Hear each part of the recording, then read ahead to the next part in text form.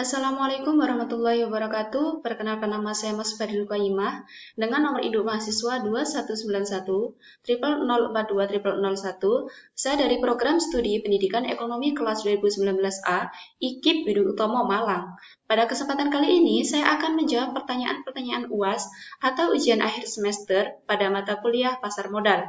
Nah, kita langsung saja ke pertanyaan yang pertama. Pertanyaannya adalah, menurut Anda, apa alasan yang menyebabkan suatu perusahaan melakukan reverse split dan apa tujuan suatu perusahaan melakukan reverse split? Berikan jawaban beserta contohnya. Jadi, reverse split itu merupakan aktivitas mengurangi jumlah saham beredar dan menaikkan nominal harga sahamnya. Alasan yang menyebabkan suatu perusahaan melakukan reverse split adalah untuk menaikkan harga saham, sehingga investor tertarik untuk melakukan perdagangan. Selain itu, reverse split juga merupakan langkah penyelamatan yang dilakukan perusahaan agar sahamnya memenuhi marginability untuk menjaga status listing atau terdaftar di pasar modal. Reverse split ini dilakukan ketika harga saham turun secara terus-menerus dan terancam delisting atau penghapusan dari bursa. Sedangkan BEI sendiri atau Bursa Efek Indonesia menerapkan aturan batas minimum sebesar Rp50 per lembar saham. Untuk tujuan suatu perusahaan melakukan reverse split adalah, yang pertama, untuk memulihkan harga saham. Hal ini sering dilakukan sebagai upaya penyelamatan agar harga saham tidak terlalu rendah sehingga mendapat posisi aman di bursa efek besar. Kebanyakan investor itu lebih suka melakukan reverse split karena mereka akan mendapatkan saham yang lebih banyak dan hal ini dirasa akan mendapatkan keuntungan yang lebih besar di masa yang akan datang. Kemudian yang kedua yaitu agar mendapatkan posisi aman dan tetap terdaftar di pasar modal.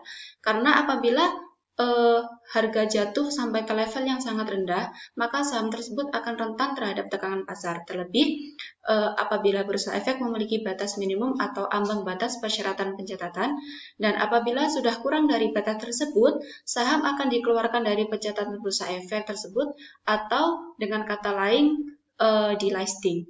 Kemudian untuk yang ketiga yaitu untuk menarik investor. Jadi suatu perusahaan melakukan reverse split itu untuk menarik investor agar mau berinvestasi di perusahaan tersebut. Kemudian untuk alasan yang keempat yaitu mengurangi jumlah pemegang saham. Sebab dengan mengurangi jumlah pemegang saham itu perusahaan dapat lebih mudah dalam mengatur pemegang saham. Seperti yang kita tahu bahwa arah jalannya perusahaan juga dipengaruhi oleh pemegang saham. Jadi dengan sedikit pemegang saham, maka perusahaan dapat lebih mudah menentukan regulasi yang dikehendaki. Untuk contoh dari reverse split yakni yang pertama, misalkan sebuah perusahaan itu memiliki 100.000 lembar saham dengan harga masing-masing sebesar Rp1.000, maka akan dilakukan reverse split dengan perbandingan 2:1. Maka jumlah saham akan menurun menjadi setengahnya yaitu 50.000 dan harga saham akan meningkat 2 kali lipat yaitu menjadi 2.000. Jadi baik sebelum maupun sudah proses reverse split, kapitalisasi pasar masih tetap sama yaitu sebesar 100 juta.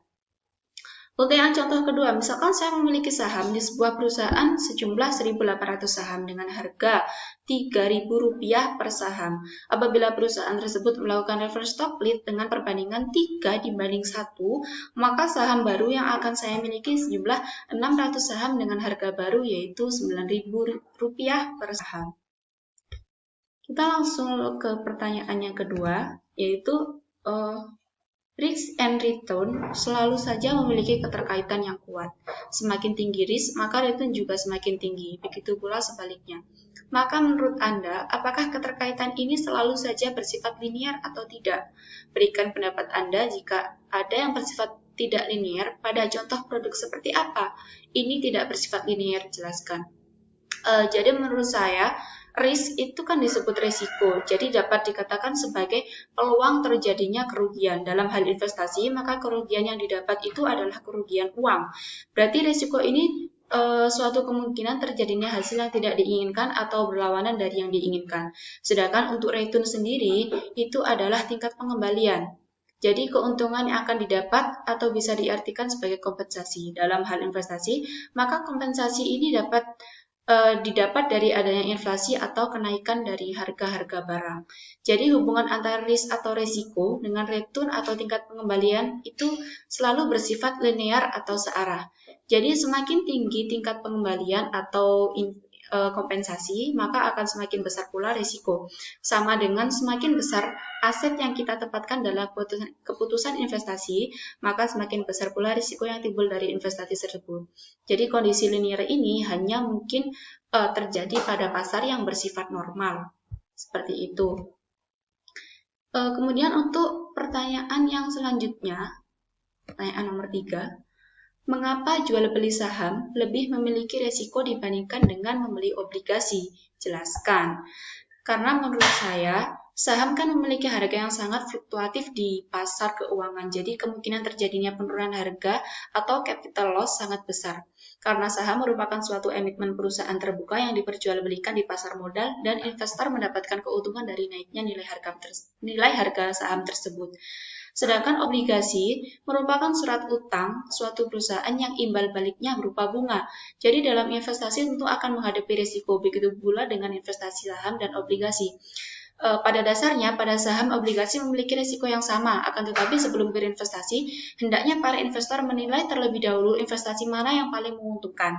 Dalam investasi obligasi, yang paling ditakutkan adalah jika perusahaan tidak bisa berdiri lagi atau mengalami bangkrut, maka pemilik obligasi adalah orang yang masuk dalam deretan ketiga setelah para pemegang saham terbesar dan pengendali utama yang akan mendapatkan bagian pertama atas pencairan aset perusahaan. Setelah itu, yang kedua yaitu para pemegang saham minoritas, dan yang terakhir baru para kreditur dan pemegang obligasi.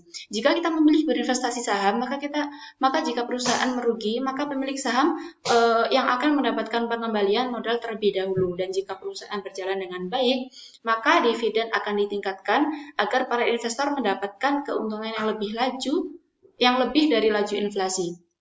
Jadi banyak orang mengira saham itu lebih berisiko dari obligasi karena volatilitas saham lebih besar dibandingkan obligasi, sehingga harga saham bisa naik turun dengan cepat pada tahun yang sama. Seperti itu. Kemudian kita lanjut ke pertanyaan yang selanjutnya, yaitu pertanyaan yang keempat. Jelaskan mengapa suatu perusahaan lebih cenderung menerbitkan obligasi daripada meminjam ke perbankan. Jelaskan. Jadi menurut saya, perusahaan atau emiten yang membutuhkan dana itu akan lebih untung jika menerbitkan obligasi daripada meminta kredit atau meminjam ke perbankan. Salah satunya, perusahaan akan memiliki fleksibilitas lebih besar dalam bidang keuangannya, dikarenakan mencari permodalan dari pasar modal lebih efektif dari sisi jumlah maupun sisi jangka panjang.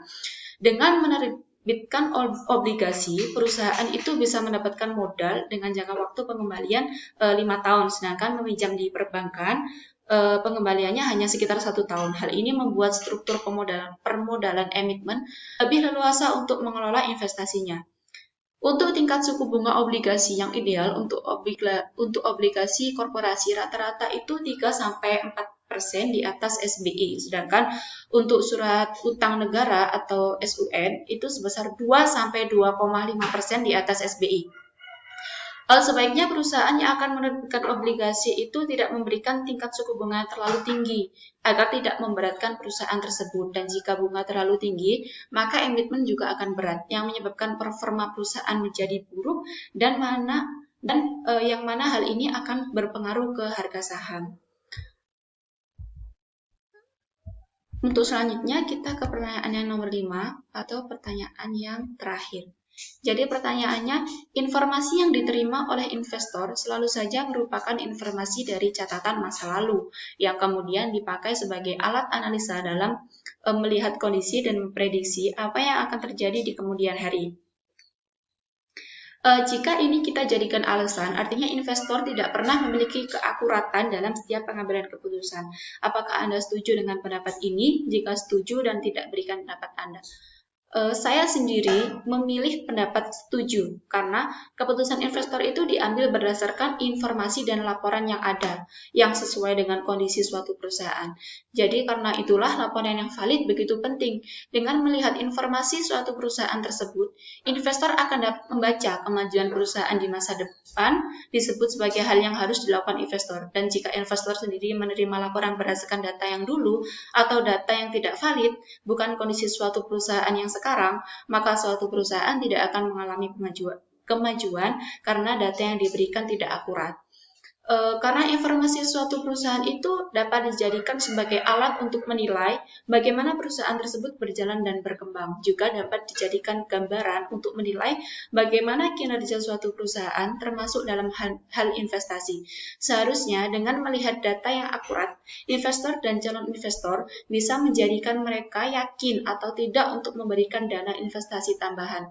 Hal ini dikarenakan informasi tersebut dapat memberikan hasil analisis bagaimana perusahaan akan mengembangkan dana investasi untuk kemudian dijadikan keuntungan bagi investor itu sendiri. Itulah mengapa alasan saya setuju jika para investor itu tidak memiliki keakuratan dalam setiap keputusan karena informasi yang diterima oleh investor selalu saja merupakan informasi dari catatan masa lalu. Jadi bukan kondisi atau keadaan perusahaan yang sekarang. Mungkin hanya itu yang dapat saya sampaikan pada pertanyaan-pertanyaan UAS pasar modal kali ini. Sekian saya ucapkan terima kasih, kurang lebihnya mohon maaf. Assalamualaikum warahmatullahi wabarakatuh.